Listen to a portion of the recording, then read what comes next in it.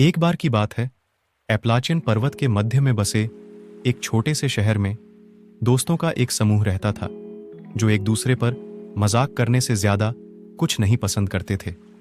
उन्होंने खुद को द हॉरर स्क्वाड कहा और उनका पसंदीदा शगल एक दूसरे को मूर्खता से डरा रहा था। एक दिन द हॉरर स्क्वाड ने अपने मजाक को अगले स्तर पर ले जाने और शहर के बाहरी इलाके और अंत में एथन, शांत व्यक्ति जो हमेशा सबसे रचनात्मक विचारों के साथ आने में कामयाब रहा। जैसे ही उन्होंने हवेली की ओर अपना रास्ता बनाया, समूह उत्साह और थोड़ा डरा हुआ महसूस किए बिना नहीं रह सका। उन्होंने इस बारे में कहानियां सुनी थीं कि कैसे पूर्व मालिकों के भूत अभी भी हॉल में घूमते इस और कैसे वे किसी को भी अपने पास रखने के लिए जाने जाते थे जो हवेली में प्रवेश करने का साहस करता था। जब वे हवेली पहुंचे तो उन्होंने पाया कि यह उनकी कल्पना से भी ज्यादा डरावना था। हवेली एक ऊंचे बगीचे से घिरी हुई थी और खिड़कियां लकड़ी के तख्तों से लगी हुई थीं। सामने का दरवाजा थोड़ा खुला हुआ था और सुनसान दालान से ठंडी हवा चल रही थी। जेक, जो हमेशा समूह का सबसे बहादुर था, ने मोर्चा संभाला और दूसरों को अंदर ले गया।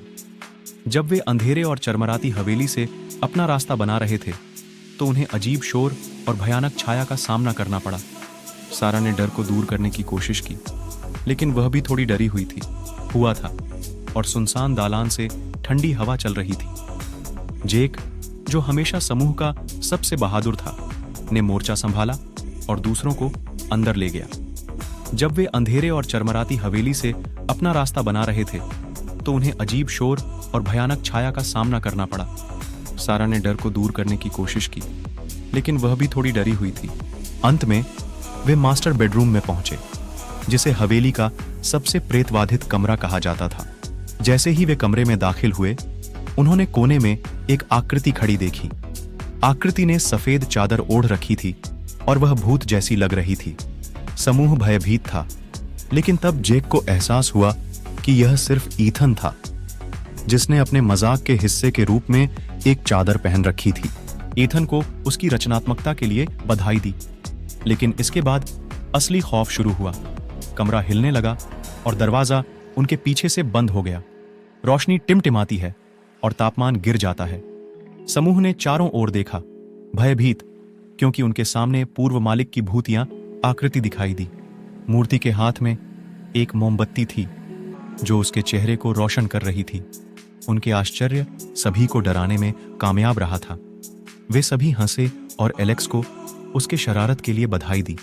राहत मिली कि यह सब खत्म हो गया था, लेकिन तभी उन्हें बिस्तर के नीचे से एक अजीब सी गुर्राहट की आवाज सुनाई दी। समूह ने झिझकते हुए बिस्तर के नीचे देखा, केवल एक छोटा पिल्ला खोजने के लिए, जिसे पिछले मालिक ने पीछे छोड़ दिया था।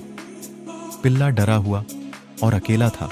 उसके बाद से द हॉरर स्क्वाड ने एक दूसरे के साथ मजाक करना जारी रखा, लेकिन उन्होंने यह सुनिश्चित किया कि इसे कभी भी बहुत दूर न ले जाए। और वे सभी सहमत थे कि प्रेतवाधित हवेली हमेशा के लिए उनकी पसंदीदा शरारत होगी।